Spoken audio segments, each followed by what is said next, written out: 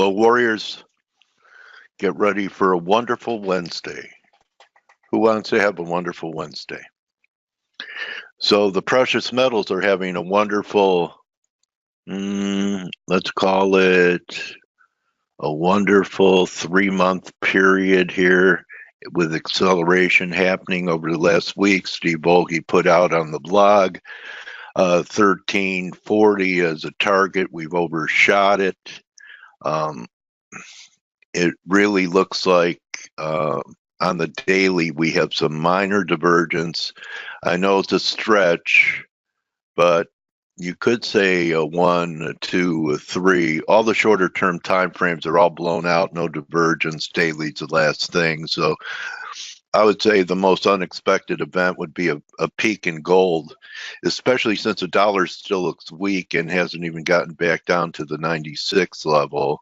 The other point on the precious metals, brought it up with Steve yesterday, and as I look at silver not making a new high with gold, we're either going to fail from right here, otherwise the next scenario is, see this everyone, 1, 2, 3, that's going to blow through this high at 16, 17 approximately.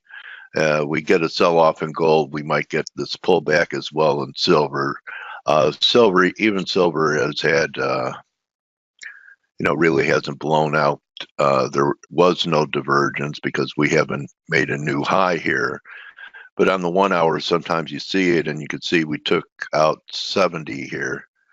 All right, so if we push to a minor new high, this time we'll be under it. As I was saying, the euro still looks good to me for, this counter trend. If it is counter trend, I know some people actually think it's more than counter trend, but held where we had to yesterday, just like we talked about the dollar, and Steve showed the head and shoulder stop, and the dollar did accelerate after that. See?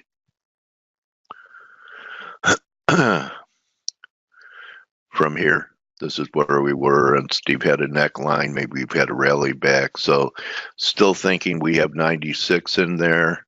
I think I had a line that it needs to hold.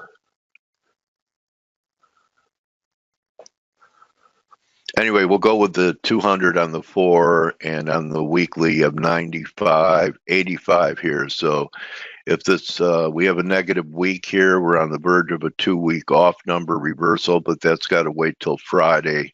Closes under 9664 will give you a 2-week reversal. All you do is count back 2 candles on the weekly and look at the close, and that'll give you your weekly reversal signal, or if it holds, continuation signal. Everyone with me? Bitcoin stalling short term, the cryptos. In fact, yet another nice example of 3 drives. They're everywhere. Let's see. Here we go. Showed up pretty good on the 1 hour. So look at this pattern, guys. I mean, they don't always work for big money, but, they usually put in at least a high. It doesn't mean it's the high. And, this could be it. This could be a failing rally and we correct. But, you look at Bitcoin, and to me, on the daily, it looks like it's just beginning. Okay, so, moving averages come in at 5,200. The old breakdown was 6,000. Let's look at a weekly. Look how it held this 200 week. I don't know where the 50s are, but 6,000 looks like it would be a natural area. I know people have targets well below it, 43, 4,700, but that was a big breakdown because look how long this area held, almost a year. So it would be natural on, any type of correction where, this is going to be a brick wall. Give me a Y if you see it, you understand it, you get it. Maybe you don't care about crypto. But if you don't care about crypto, maybe you care about interest rates. Anyone in here care about interest rates and yields, refinancing a home, buying a car, trying to figure out which currency has the differential, better differential. So here's my view on the 10-year. I'd rather go to, a little shorter term chart here. So this is what I think can happen here. This was your first pop, right? Yeah, I don't like it because we have a confirmed low, and it does say there's a possibility. Markets rarely bottom when momentum confirms, but it looks to me like it's setting up a higher low here. And if we had a move like this was 25 basis points to 280, 25 from here gets you, 285, 290. The implications for that, what happens when rates go up. Sometimes the market doesn't like it. Normally, U.S. dollar yen is going up. Would that happen? But I think there's something brewing here.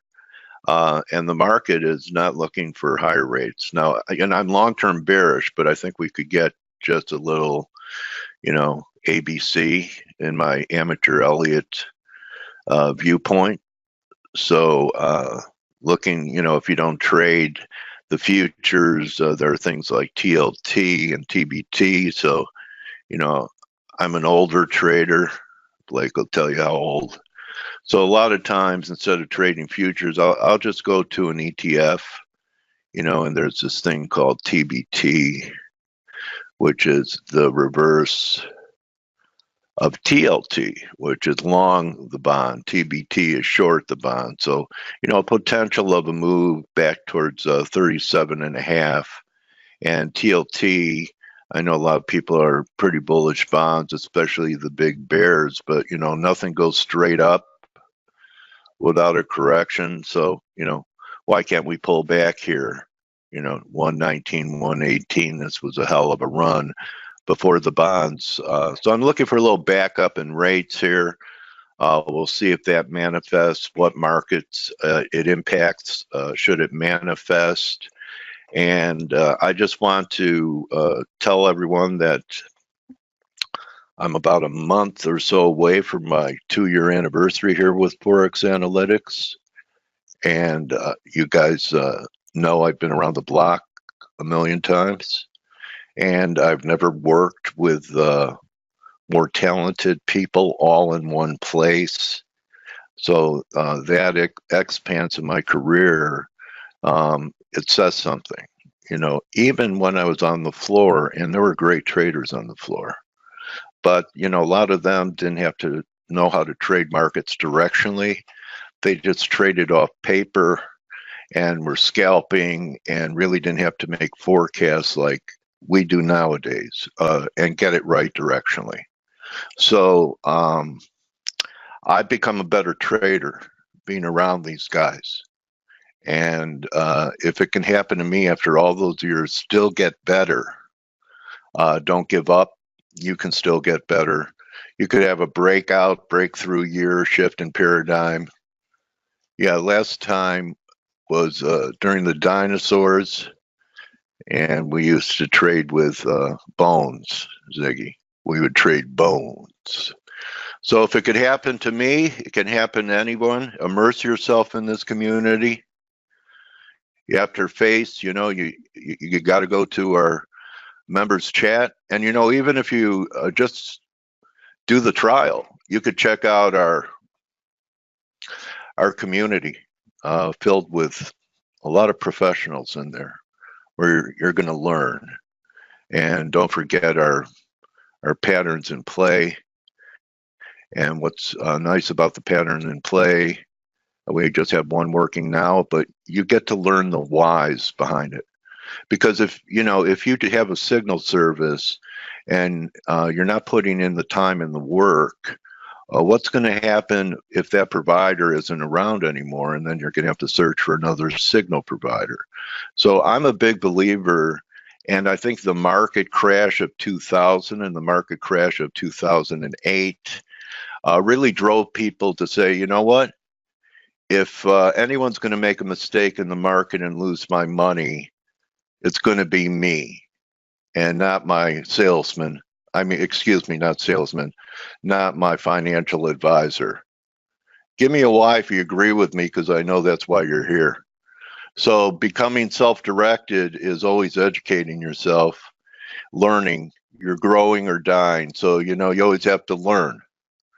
And you're going to learn in the chat room because, you could pick everyone's brains. So what a value, in my opinion. Great value.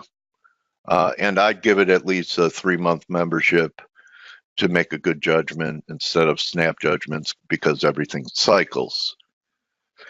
The next important part on the agenda, I know you guys don't like to hear this every day, but it's our show. This is for you to find the right broker to have rebates to pay for the subscription, either or, depending upon where you live on the globe. Call Trent and Justin at Forest Park FX and earn cash back. So Steve doesn't need a reimbursement program because he is a subscriber. You are a subscriber, right, Steve? I think you get it for free. That's what they're telling me. All right, so Steve gets his subscription for free, so he chose money, and you could get a rebate check. So those are my views. As I used to say on the radio, those are my calls. The next one's yours, 800-899-BEAR. So, that was my 800 number. It had bear at the end of it, so you know what my inclination is, down is faster.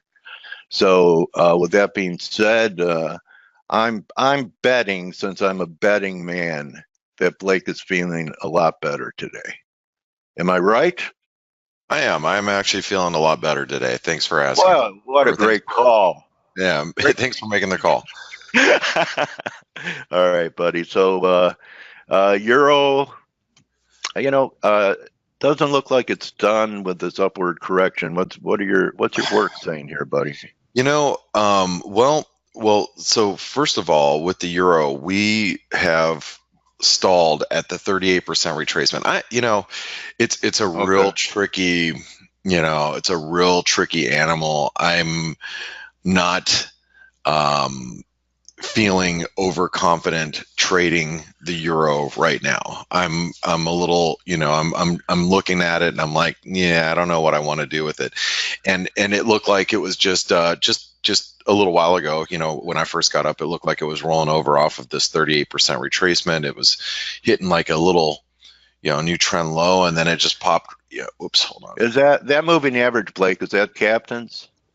Yeah, the 94 or 4080. So yeah. Okay. All right. Yeah. Look how it works, man. Great touches on that. Yeah, it's really good. A lot of people love it on the 4 hour. If you're below it, you're bearish. If you're right above it, you're bullish. That type of thing. But I keep it on there just for general sense of, I kind of know what the room is thinking too when we're above or below it. Anyway, but you can see how the euro dropped slightly below trend lows, then it popped right back up. This 38% retracement. It's a little. You got to be a little careful with it, because if we stall here, let's say we turn lower today, and by the way, the markets are, S&P is not really doing a whole lot. It is near its lows, but that doesn't mean a whole lot. As soon as the market opens, we could scream higher. But let's say the S&P ends up lower today. Could that help drive dollar strength? It's possible. And if that's the case and the euro heads back down below, let's say 113, then you have to be a little careful, because when you hit a 38% retracement, that tends to be a let me get rid of this fib really quick. I can come back to that. But if you hit a 38% retracement and it holds, that is a risk of a continuation. A continuation in this case would be lower. And I'm not overly excited about, the prospects of it moving lower yet, because we had a really kind of key reversal here. I think it was on Friday. We had this little hammer pin bar, a long lower shadow doji, whatever you want to call it. It left a bit of a reversal, and so I'm not super excited about the prospects of it rolling over yet. But like I said, if the equity markets show some signs of weakness, dollar strength could, come back in. And so it's, I think it is a risk. But again, I'm just watching the highs. I'm just watching the 113.60 level, and I'm not really trading the euro right now. Actually, I haven't traded the euro. Frankly, I don't think I've traded it at all in the last 2 weeks. I might, you know what? I take that back. I think I traded it down here on the, down here early last week or mid last week, but I haven't touched it at all this week. I'm not really too sure what to do with it now. One of the pairs that that I picked up a little bit this morning is I picked up the U.S. dollar Canadian, and here let me give you some reasons why. I bought the U.S. dollar Canadian because we are, we might be trying to form an inverted head and shoulder pattern. There's a big channel. You can see this big channel of support through here. 200-day moving average is not far away. It's about 50 pips below where we're currently at, which, I wouldn't be surprised if we dip a little bit further. However, crude oil, whoops, I didn't mean to do that. Let's see here. Let me grab this.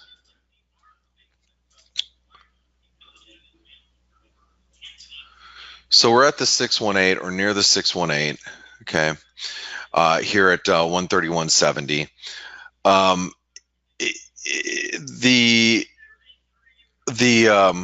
What the fudge sickles? You guys got to see. You got to see this move that happened. And the reason why I'm paying attention to it is because Joe was on Real Vision talking about this South African rand. Look at this thing. This thing was literally ripping. It was ripping from 14.14 all the way to 14.37, and now all the way down to 14.08. What a crazy move! We had South African data earlier today. We had weaker than expected inflation numbers, so at least that was the reason for the spike higher, Blake. Now, what is causing the this 180 degrees turn, I have no idea. Yeah, I mean, this is just a crazy reversal. I mean, look at this like reversal of I mean, and this is emerging market currency, so it's obviously weighing on the US dollar Mexican peso, which has come back under pressure. That thing was rallying early too. It was up at 1923, slumped all the way down to 1914, and it's kind of consolidating here. But man, this rand is just all over the map. Wow, look at that. I mean, those are some pretty massive moves for the rand. It's not for the faint-hearted either. Very, very, very wild moves happening in with the South African rand. And what was crazy is it was looking like it was breaking out today too. I mean, we were at 1440 or trading up at 1440, look like we're coming out of this wedge. And then, obviously whoever got long this morning has just been, turned upside down here as we've come under a little bit of pressure. Anyway, I was just paying attention to it. It was just kind of on my radar today because of, it was trying to break out. And I know Joe was talking about it on Real Vision. And so, like I said, it was on my radar, but just some pretty wild moves here. All right, going back to the Canadian. So the dollar Canadian, I was looking at this inverted head and shoulder pattern potential, like if we try to carve out the right shoulder here. I'm also paying attention to crude oil, and thanks, Steve, by the way. Crude, we are actually just above the 38% retracement, but the thing that scares me most about this crude move is that even though we have this is an example of an inverted head and shoulder pattern. You can obviously see I've been, talking about, I talked about it on the week ahead video. Let me get rid of this really fast.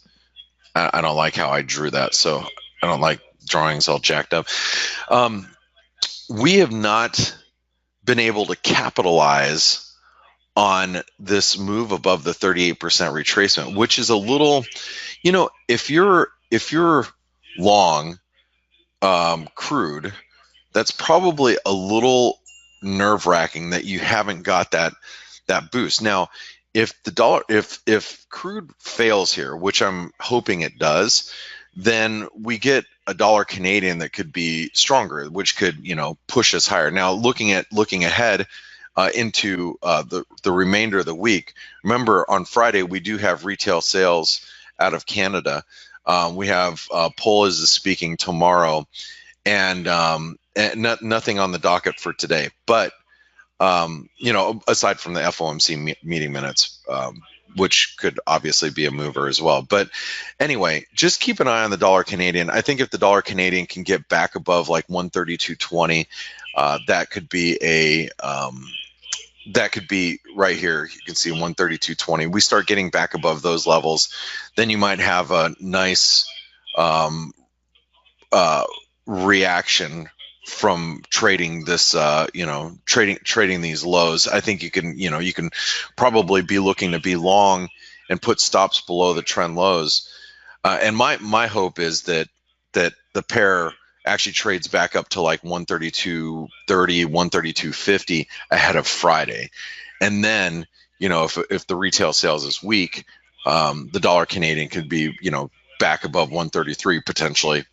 And I like to put myself in that type of position ahead of data, hoping that we're gonna be in a situation where I'm in a profitable position ahead of data. So if the data does work out in my favor, then then I can have a really nice trade on my hands. And that's the goal of why I'm trying to pick up some down here, is to put myself in a better position. Does that make sense, Dale, or do you get the gist of what I'm talking about here? Exactly. Yeah. So knowing, I try to think about what's the calendar events, or what are the major events that are happening between now and where we're at now, and what events are happening in the future, and try to put myself in a position where I've got a decently profitable trade. Because when then you don't have to chase, and better a little early, Blake, than a little late. What is that? Your mentality? Yeah, and that also puts me in a situation where I have the potential of making a lot more on, like, let's just play it out like how I imagine, and it may not work out this way. I'm just kind of giving you my master plan here. Let me grab my pen. So I thought I just had my. So toe in the water and a possible add-on. Do you approach a trade and go, you know what? I hope I'm early so I could accumulate. Right. Well, that's the goal, right? So I'm hoping that I get long here, and by Thursday, Friday we're trading here. Okay. So Friday, let's say Friday comes around and the pair's already slightly profitable. Then if retail sales come out and it's stronger, I get stopped out and I break even. I'm out. Okay. But let's say the retail sales are weak and the pair starts to rally, then I can get long and add more. I see. And then on a breakout, then quite possibly in the next week even add a little bit more and have a nice substantial position going into some sort of round, hopefully crude oil. That's a skill that a lot of people have a hard time with, Blake. It's natural to you, is for people to add on to a winner. Most people add on to a loser. They'll scale in, and maybe that's their strategy. But a lot of people have a hard time after a market's going your way to add at a higher level if you're long, or lower level if they're short. I don't necessarily think that adding on or heading on to a losing trade is a bad thing if you're doing it with like if you're planning on it, you know what I mean? Yeah. Does that make sense? Yeah, you have to. Yeah. It has to be a planned exit. So hold on really quick. I need to adjust something here.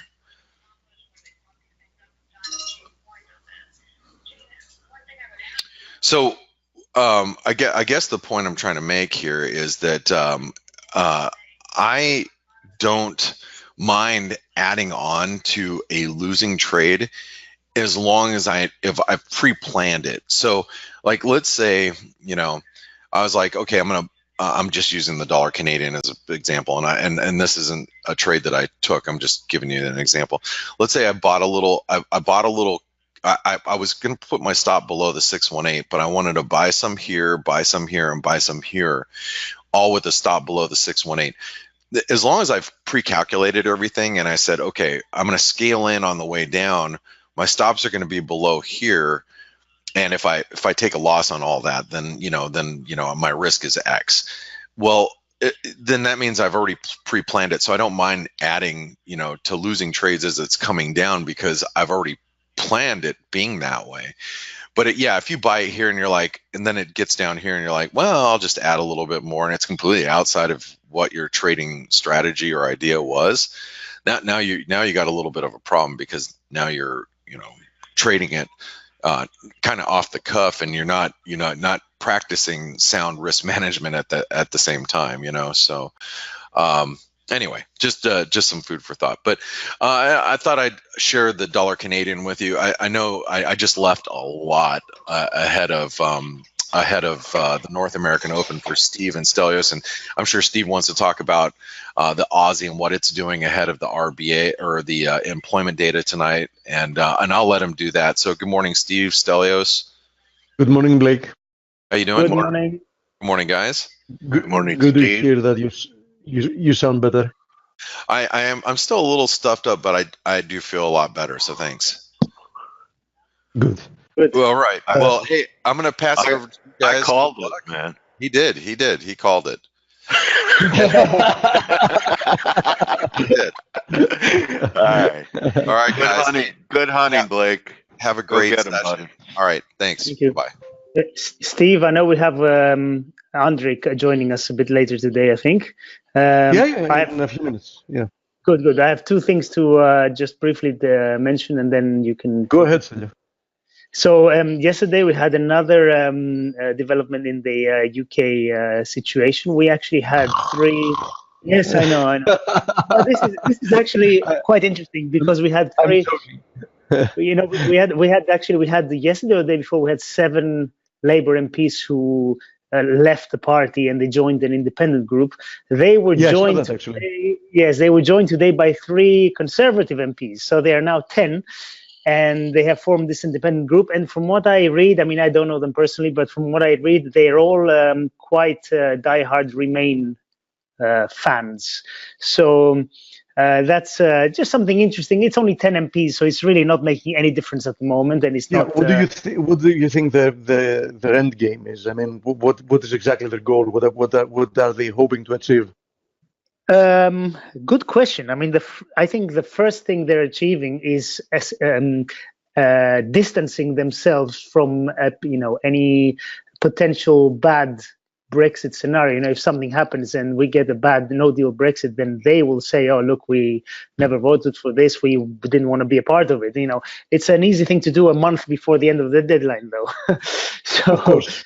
Anyway, so it's the usual politicians' plan. They're not going to suggest anything. In essence, they just want to make sure that they're not going to be blamed for whatever happens. Perfect. That's my reading so far. Obviously, they haven't said or announced anything yet, but that's my reading so far. Of course.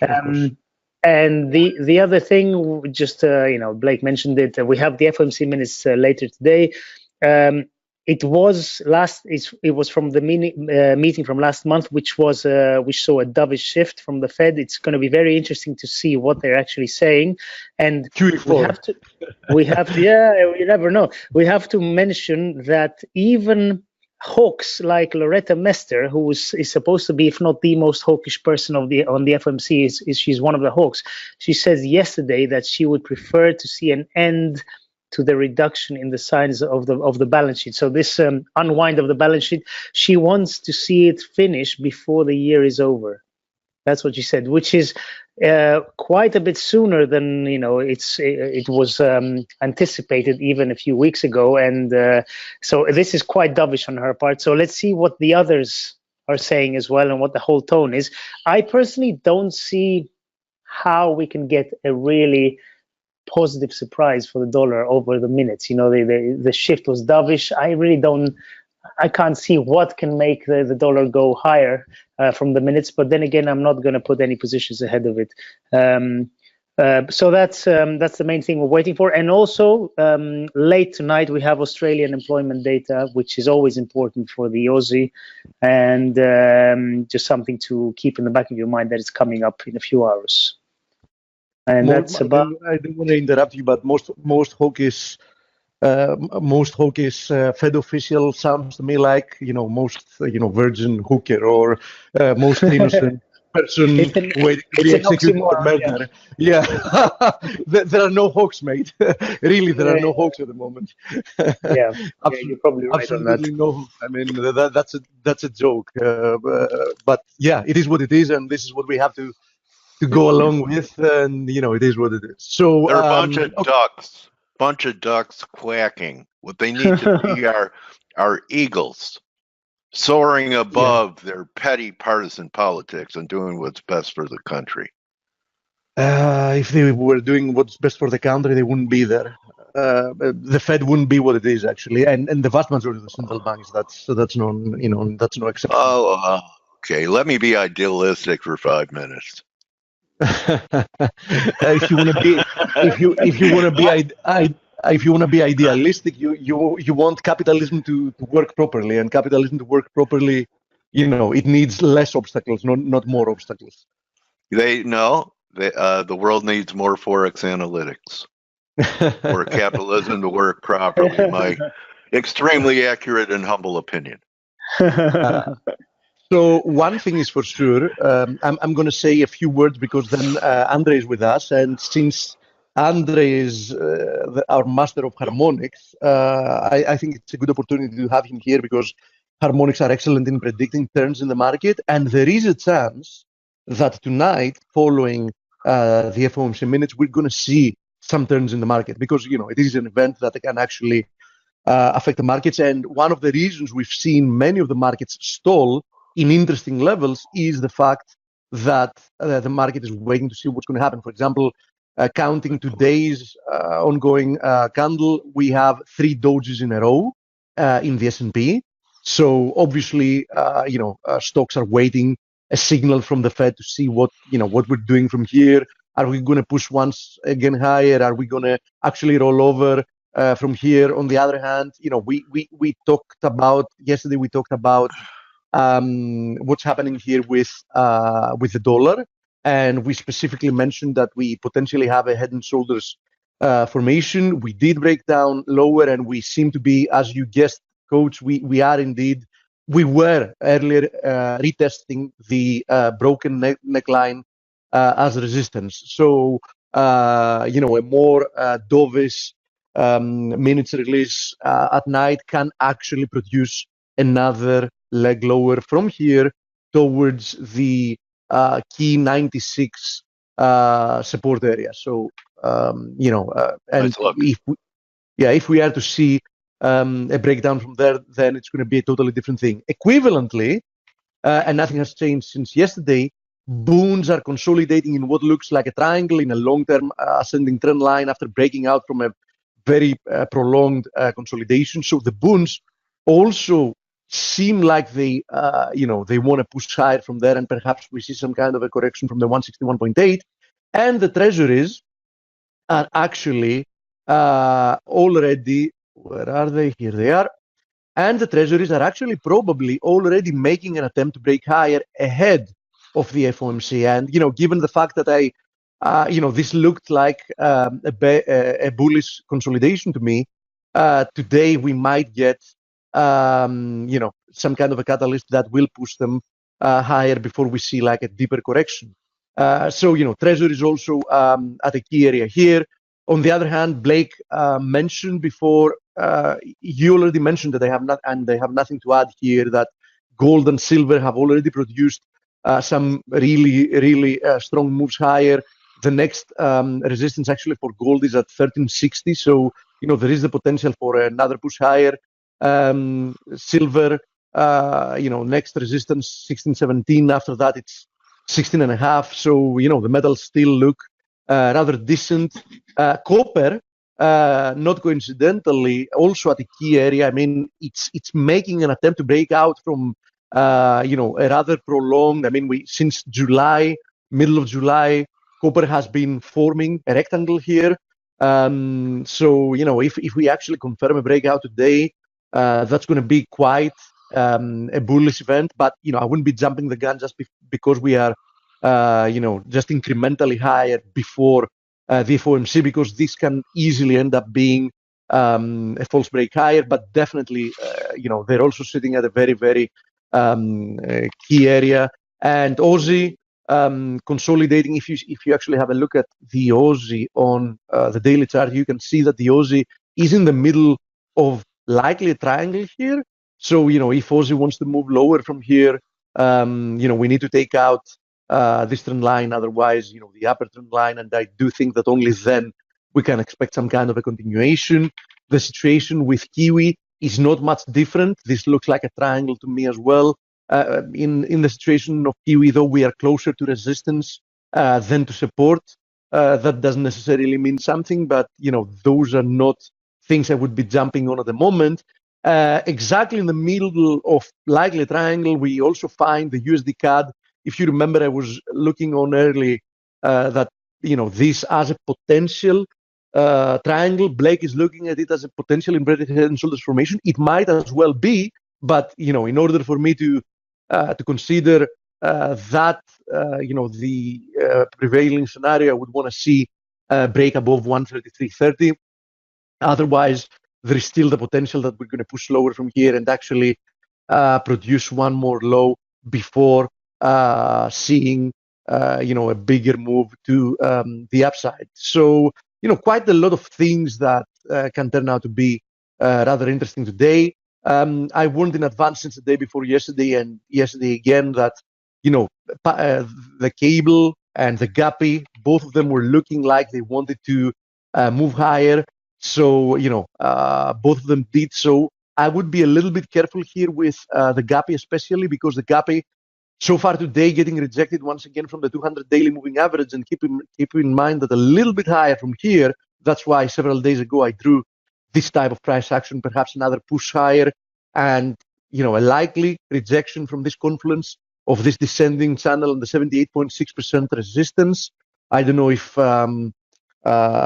Andre has some specific view on that, but I think it's very interesting monitoring what's going to happen from here, because if we do get rejected, you know, that's going to be quite a bearish signal. But on the other hand, if we do clear the 145.50 area to the upside, then we're going to have in hand quite an interesting technical move that, you know, might produce a decent amount of continuation. Stephen, if you may, please, Swissy, I'm long and looking to add more.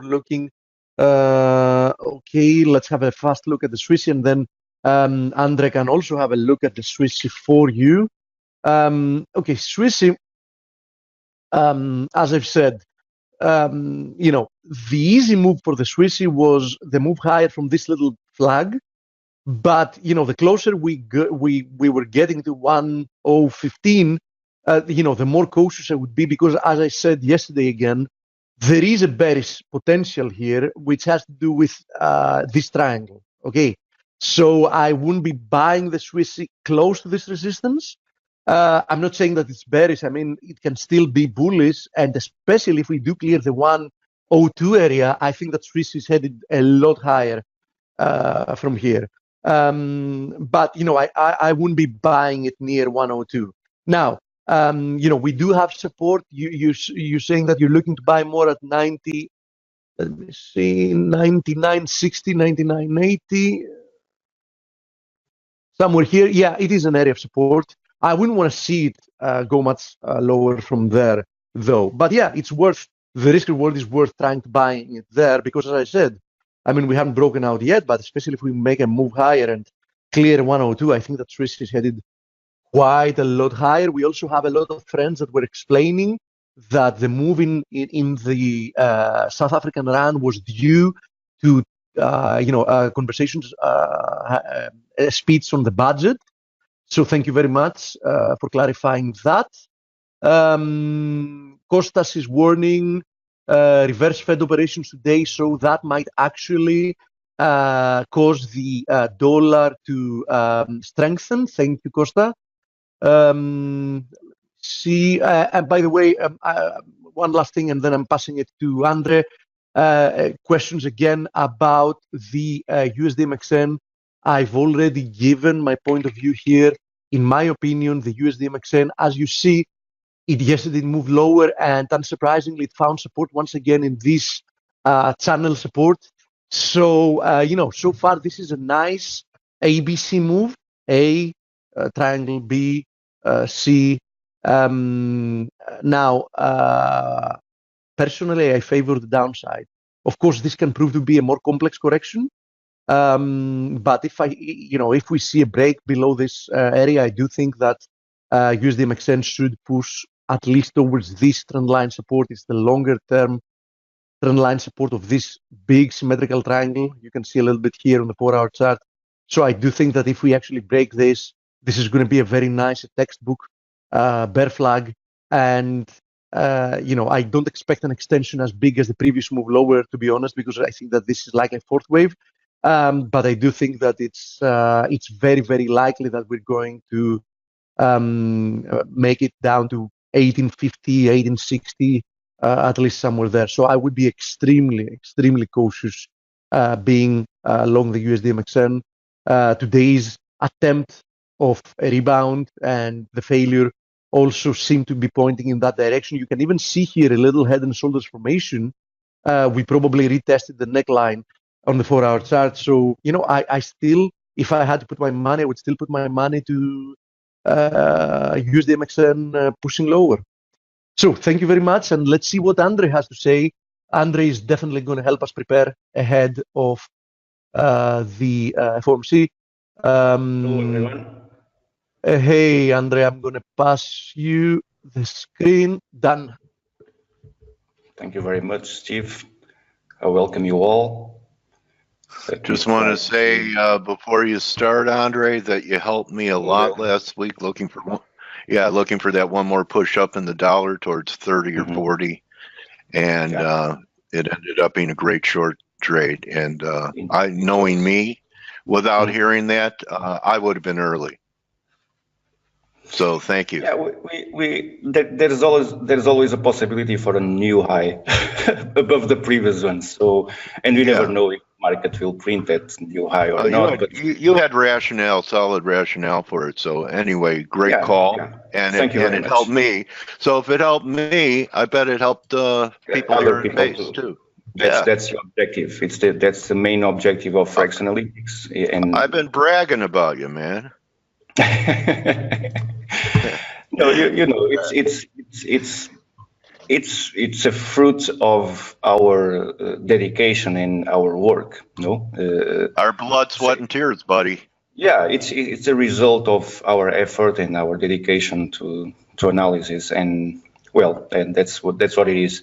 Sometimes they work very well, sometimes they fail, and managing when they fail, it's important how to manage those failures. It's the most important thing. So let's try to.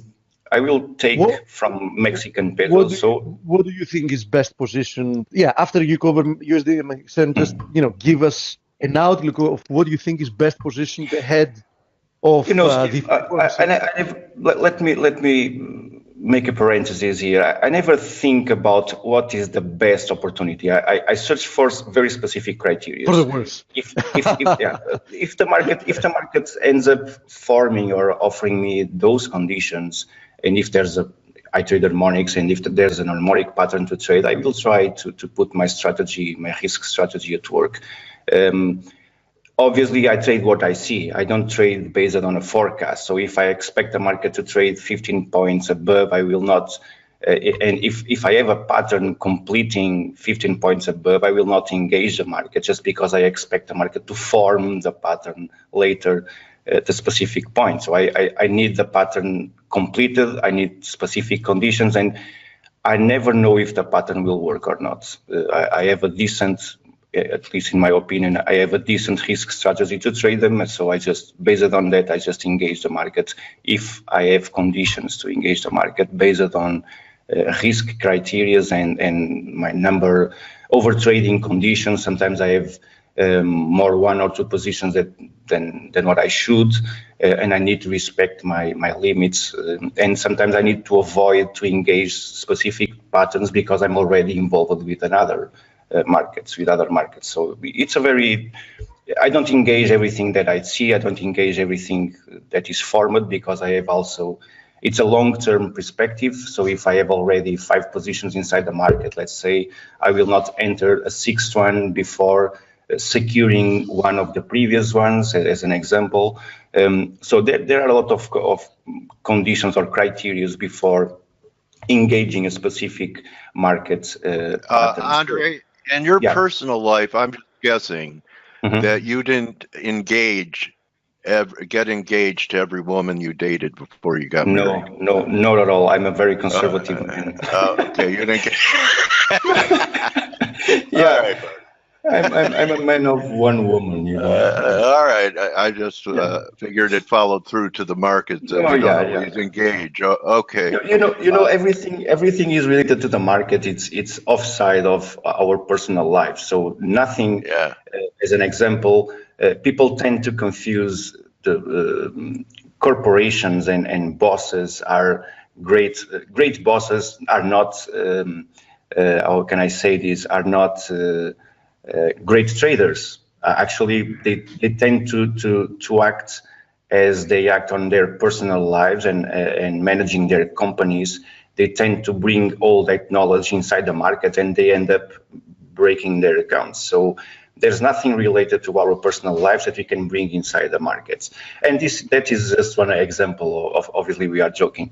So let's jump into some of our charts. This is dollar versus Mexican peso. I was following this pattern printed at 1618 extension. As you can see here, this was shared among the ForexAnalytix communities before the completion point. So as soon as the market completed that pattern, we have also what I call a technical double bottom. Well, and let's talk just a few seconds about what is the potential of a technical double bottom. First of all, it's a reversal behavior. So as soon as we detect one, and as soon as the pattern gets validated, we assume this behavior as a potential reversal behavior. So it's very similar as one of the first charts that I published here inside ForexAnalytix for Dixie.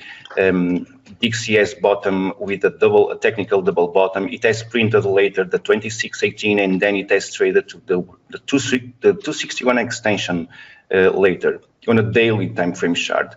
That's what I am expecting from the pattern that we have here. I'm not saying, and as Steve has mentioned before, this looks like, and it's clear for everyone, I believe, at least for those who are dealing with the markets for long term, this doesn't look like an impulsive momentum. So it doesn't need to achieve the default targets. It's a corrective structure, but based on the patterns that we have, I have 2 different targets. Actually, I have a zone for targets for dollar versus Mexican peso. One related to the pattern and related to this bounce from this structure support line. So this is a trend line, a ascending trend line as support. The market has respected quite a few times that trend line.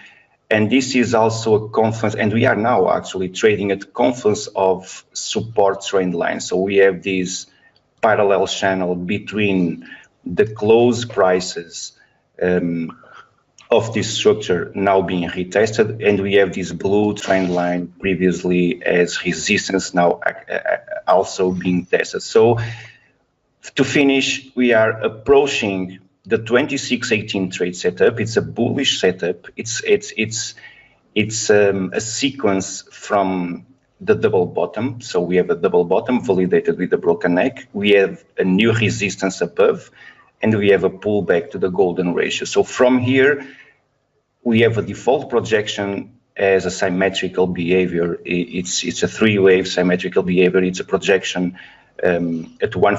In this case, it will put the price at 141% extension. This is the default symmetrical projection for the 2618 trade setup. As mentioned by Steve, I will not be surprised, and that's where we know the pattern will invalidate. It will invalidate the shark pattern at 168 extension, and it will invalidate the technical double bottom as a potential reversal behavior.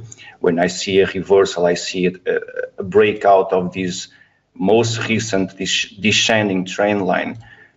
So we see a breakout of this descending trend line. We expect that double bottom to act as a potential reversal. So I need the price to trade very close to the default shark pattern, the 50% retracement above. So this is a pure technical approach. Hey, Andre, I have a question. It's very in-depth analysis. What would you guesstimate before you presented this to FACE, how much time you put into this particular instrument to come up with this analysis? How long did it take you? Instrument or pattern? The pattern. Well, you know, pattern. The whole thing. Yeah, we can find. I always suggest people, if you want to test a strategy, you need to test that, and we are talking about patterns.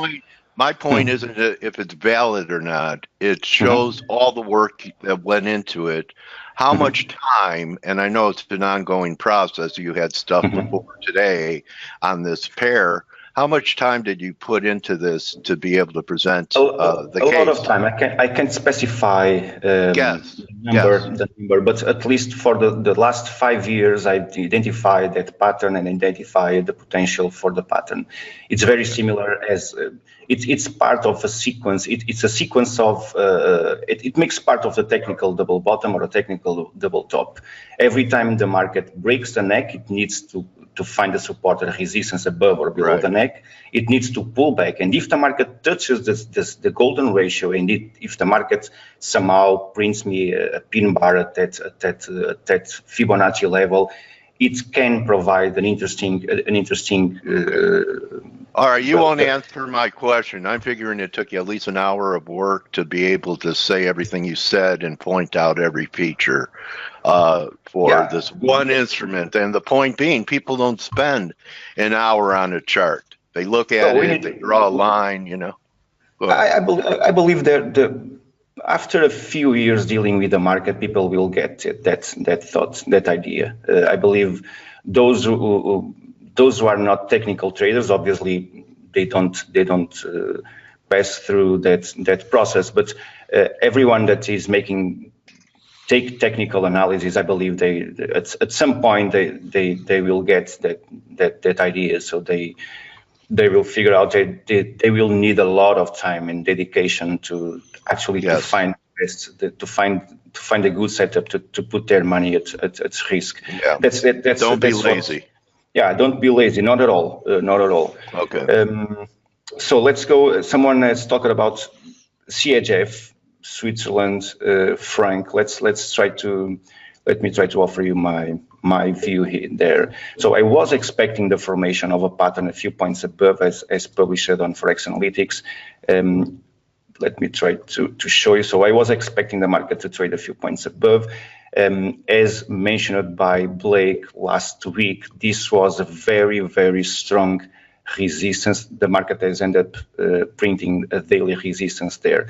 Yesterday, when I checked the market, I saw also on a 4 hours time frame, I saw the potential for the development for the heads and shoulders above. That will not invalidate the possibility to form the pattern above, but it's a reversal behavior. As very similar as a double top or a technical double bottom.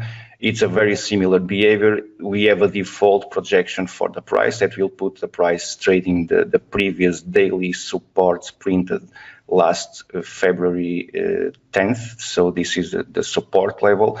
The default projection for the heads and shoulders will put the price trading exactly at that level, that pressure level. We have the 38% retracement a few points below, with the 200 moving average also approaching from below. So I will not be surprised to see a breakout of these daily supports and the 38% retracement being hit just to find support there. At this point, I'm just focused on this default projection. The daily support, it's this previous support level, previous resistance level. It's a strong level that I will not be surprised to see CHF trading very close to that level at least. That will not invalidate, and let me show you also. Let's check RSI here, and we can see we have some signs, and this is an important support level. We have some signs of not only a support, but also, as I mentioned before, previous structural resistance level. So we have what we may call signs, and the market is entering oversold conditions. We have signs of bullish hidden divergence. So the market has entered this entire process of correction, this consolidation period, this pullback, and it's now entering oversold, offering some signs of bullish hidden divergence and approaching the default projection for the heads and shoulders. The invalidation point for this bullish hidden divergence is below the daily support. If the market decides to violate this support level, it will invalidate the existent bullish hidden divergence. Obviously, the price will break below these lows.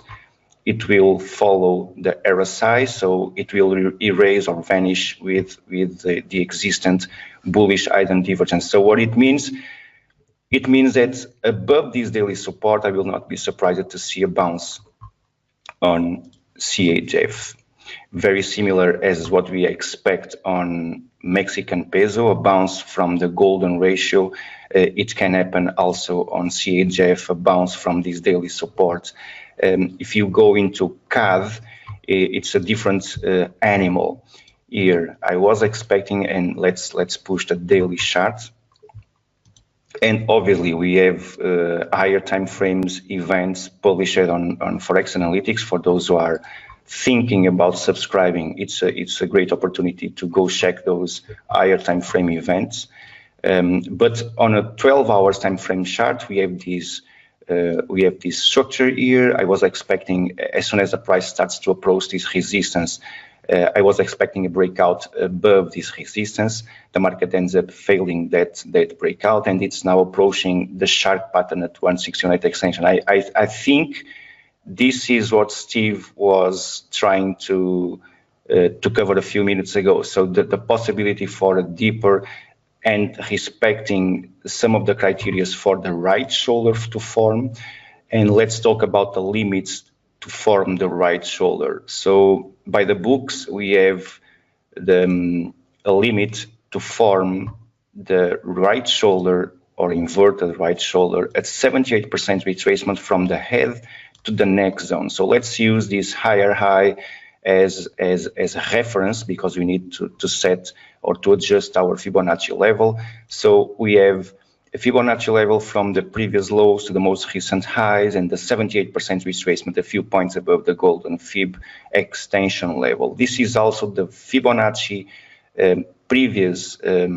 not previous, also actually this is the golden Fib from below, so from the monthly support to the monthly resistance. So if the market decides to reject this Fibonacci again with this sharp pattern, I can see a retest of this channel and the eventual breakout above. Until there, we need to wait. That may form also, as mentioned before, the heads and shoulders with the head at this support, and eventually this the right shoulder forming between this range, between the 78% retracement, forming the shark pattern, and that can create a nice or at least an interesting risk reward opportunity to try.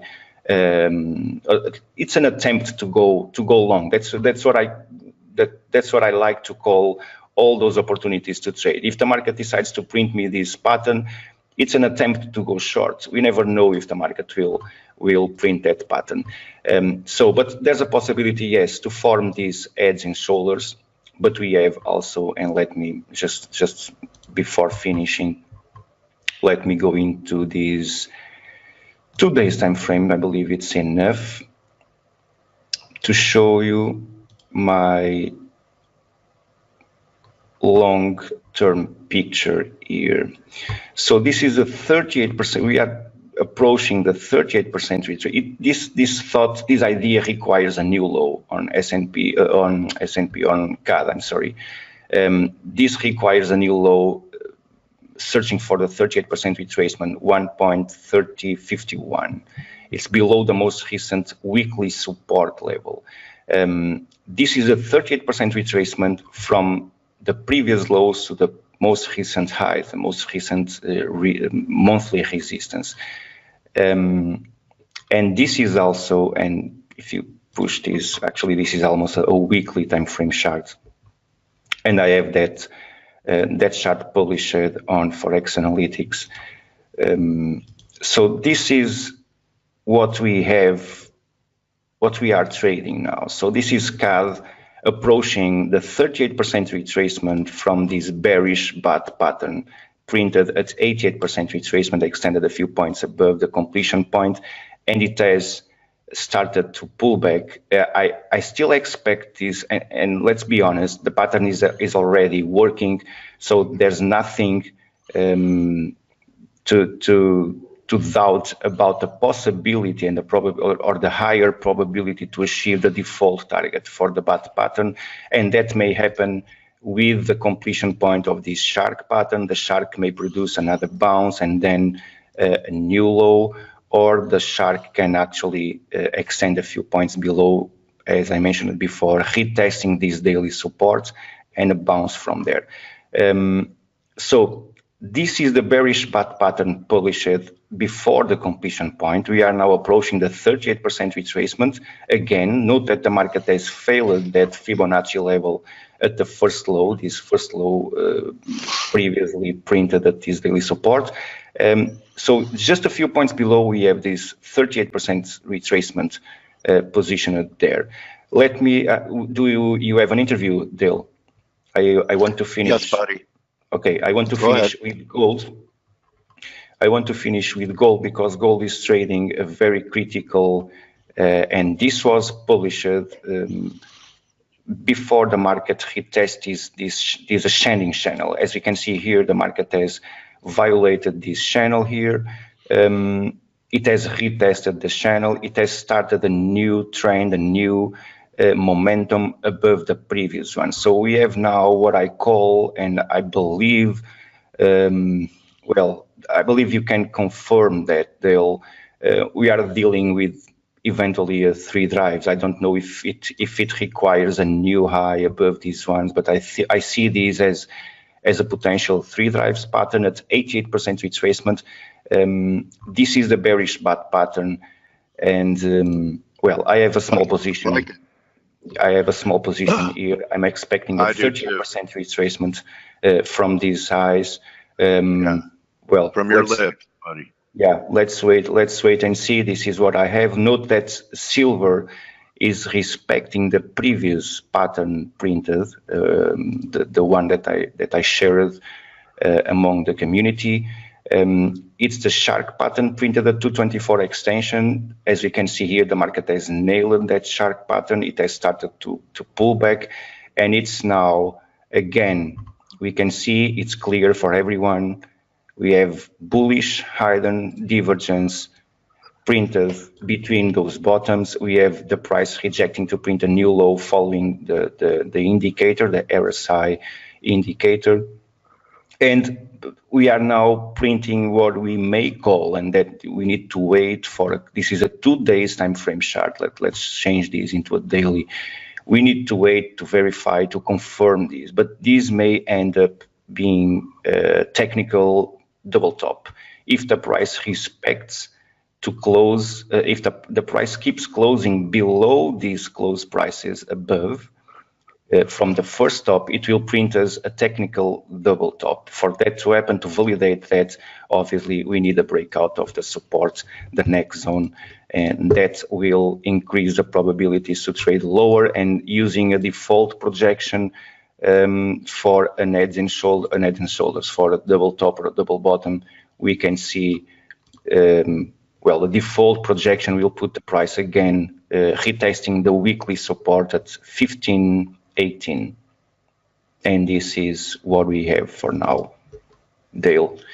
Okay. What a great presentation again, buddy. Attention, let me just finish, Dale. Attention with, obviously, if that double top fails, and there's only one thing the market needs to do to invalidate that possibility, is to violate this previous resistance. So if the market decides to print a new high, obviously, it will print the 3 drives above with a new drive. Yeah. With a new drive above, and it requires, at least in my point of view, it requires bearish divergence between those highs there. So that's what we have for now, Dale. I hope somehow people take some advantage from this educational content, as I like to call my charts, because the patterns are there. We don't need to learn nothing more than how to identify them, how to measure them, and how to measure our risk based on the targets, the default targets they offer. So we just need to learn how to identify them and then keep following the rules and nothing more. Keep the discipline as your point, as your main criteria to deal with the markets, and I believe those the markets will survive. Thank you very much, Dale. Thank you, buddy. Great presentation, a lot of great looks. Ilya, I appreciate your patience. I'm sorry, my delay. It's okay, no problem. I'm going to make you a panelist, so you'll have audio, Ilya, and then I'm going to show your website. So just waiting to hear your voice. It's been a while, and let's see. I'm going to make myself the presenter. Is your mic working, Ilya? Okay, let's see. I show it muted. Maybe I can unmute it. Let's see here. It says you're self-muted, so you need to unmute your mic. It's on the drop-down menu up on top of your screen, where it'll say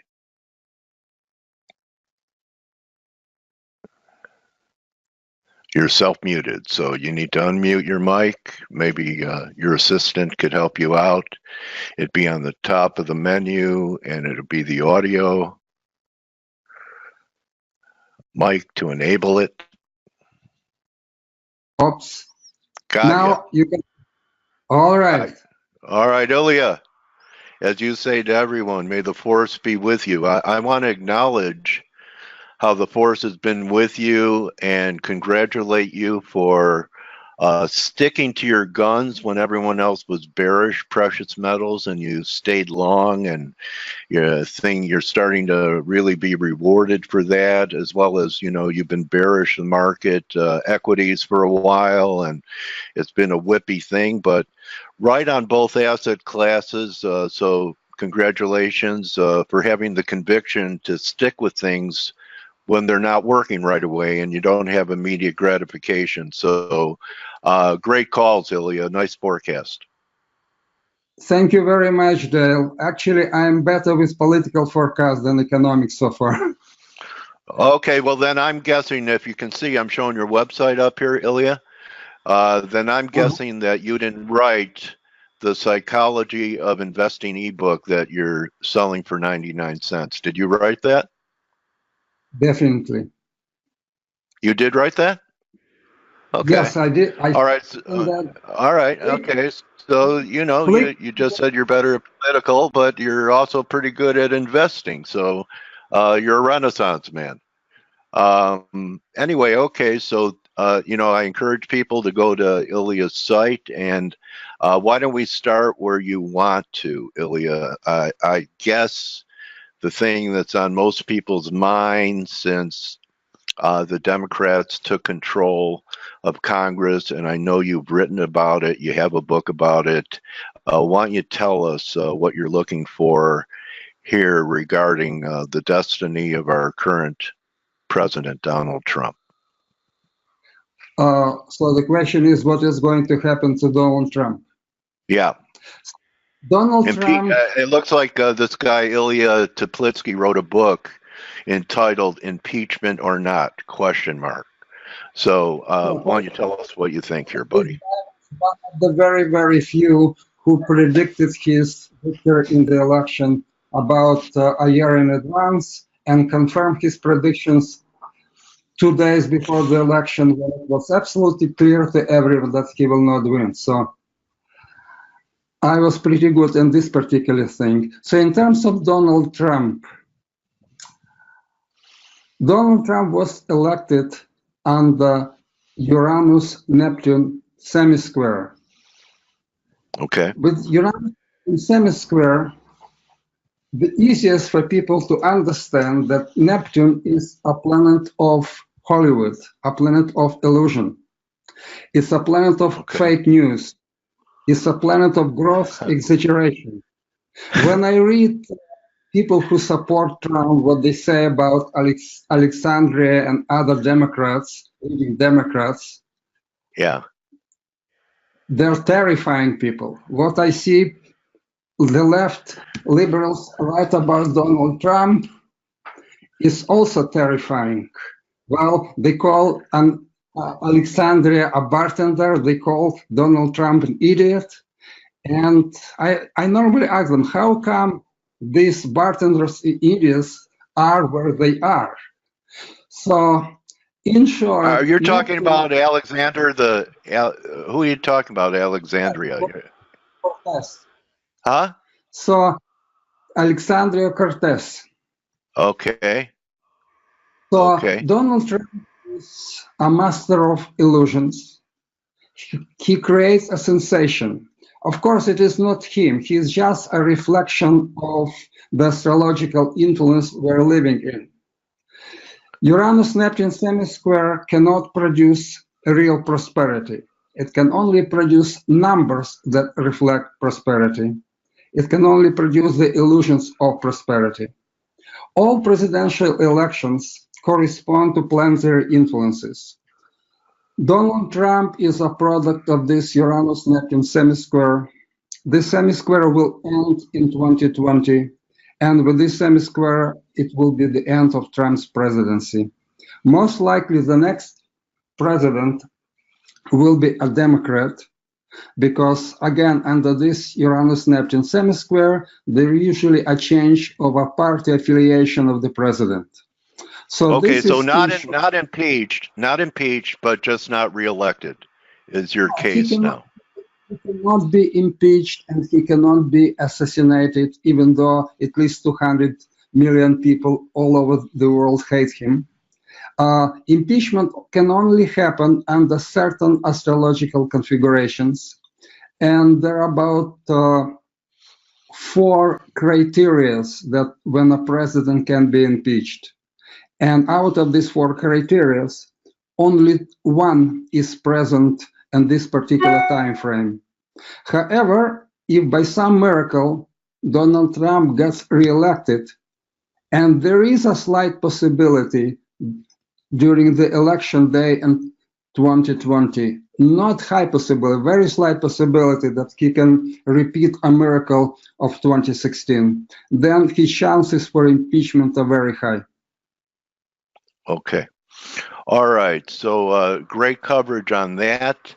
You know, during this era of Neptune that you're talking about, illusions, I know, I mean, to me, the world seems very surreal right now. It kind of, I feel like I'm in the twilight zone with a lot of things that are going on. But why don't we get to what's really front and center right now is the trade rift between China and the U.S. And do you see anything in the stars that talk about how this may or may not resolve itself? Because it seems to be a major factor in the economy. I do, Dale. I look at the very big picture at the astrological cycle that lasts approximately 850 years. Wow. To put it in short, there was a change of an era in 1989. I will not dwell on exactly what were the astrological configurations because it will take another 15 minutes. You know what I remember from 1989? That was the end of the Nikkei bull market blow off top in Japan, 1989. Well, it's not just one particular day. Right. It's more like a 5 years. That's what this old guy remembers for 1989.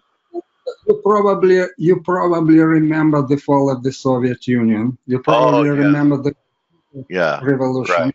You probably remember that President Gorbachev and President Bush Sr. both of them proclaimed the new world order. And you probably remember the United States and coalition of the United Nations defeated Saddam Hussein. So it was the culmination of the world order of the past, when the United States was the leading protagonist and the main influence in all world affairs. So United States is declining, and the conditions in the world becoming more and more global. It is the era of globalization. Under similar astrological configurations that were taking place even a year ago, to be more precise, from 2000 to 2016, it is more like a change, a process of change. All superpowers, meaning United States and Russia, are declining. In case of Russia, much faster. Decline is pretty rapid. As a matter of fact, you're probably not aware, neither your listeners, that China now owns a part of Russia the size of Alaska. They rented it kind of indefinitely, and on this territory in Siberia, Russian laws no longer function. So, in this period, all superpowers of the past, and new emerging superpowers, China, they come into collision. As a result of this collision, all superpowers decline faster. New superpowers like China, they stop expanding, and their expansion is delayed for possibly a couple of 100 years. So the function of Donald Trump and the function of the United States is to stop Chinese expansion. Now, how it translates in the trade war? No matter what the result will be, no matter what will be signed, China miraculous advance will stop to crawl or maybe even reverse. United States will not become great again. So I cannot tell you exactly how the trade wars will get formulated, but I am reasonably certain about the results. Both superpowers will lose political influence and slow their economic progress. Okay, so with this big, broad theme about the new emerging king of the hill, is there a way that you're looking, we're all interested in capital gains and making money. Are you doing anything China related, like owning its currency, or their stock market has been under a lot of pressure? How do people financially take advantage? They're big buyers of gold. How do people financially take advantage of this power shift? Well, Dale, this is a bit beyond my qualifications. Okay. But just kind of a wild guess, which I'm actually pretty good at. Yeah, it reminds me of it's with the greatest pride. It's with the greatest pride I'd like to announce how humble I've become. Sell China, sell US. At least sell for a China? Year. Yeah. Okay. So what? All right. The new world order is era of globalization. There will be no single superpower or two or three superpowers controlling the world. It would be more like a united world, when no country, no government, but large corporations will control the world. So the transition period is for a year, precious metals. Okay. Expect a wide ride, though. The market managers still can make the markets move in any direction they want. But I suspect, well, not I suspect, I'm sure that they overestimate their abilities and make a few mistakes. Okay. So precious metals, any view on all the shifting sands, to use a metaphor, in the Middle East? What do you see happening there? It looks like after the Khashoggi assassination by the Saudis, again, it probably plays into your theme that we're losing influence because Congress doesn't want to support Saudi in their war in Yemen, and it looks like the Saudis are cutting deals with everyone else now. Could this be the beginning of the end of the petrodollar with what's happening between the U.S. and Saudi Arabia? I can only comment on two things. We're losing influence. America will not become great again in terms of being an empire, the most influential in the world. America will become just another country, like former superpower like England, and it may take 100 years. The reason for it is not because of the Saudi, but because the American people do not want to die and pay for those wars in order to control other people's countries, and the large corporations who benefit from it, they don't benefit enough to take political risks. So America will withdraw. This was the same reason of the collapse of the British Empire and all other empires. It becomes economically unprofitable. Okay, they become isolationists, and the U.S. went through a period of isolationism. They didn't want to get involved in the first two world wars. Are the planet star setups, the planet setups, similar to when we were isolationists and did not want to get involved in the wars in Europe? I did not study precisely the year of 1914, 1918 about isolationism in the United States. Okay. My bet to this point that United States was not really an isolationist. It traded heavily with the Allied powers, and it traded a lot more with Britain than with Germany. So it was isolationist in the wars, but not in the deeds. Okay.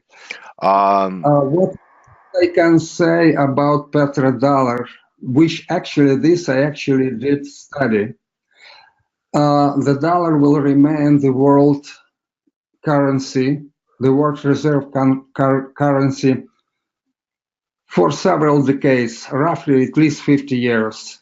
Like the way it happens when you have a new emerging superpower, its currency does not become world currency right away. It did not happen with the US dollar. When United States became the world superpower in 1870s, it already had more railroads than all the rest of the world combined. But nevertheless, until 1944, it took 74 years. So China emerged as the world superpower around world economic superpower around 1989.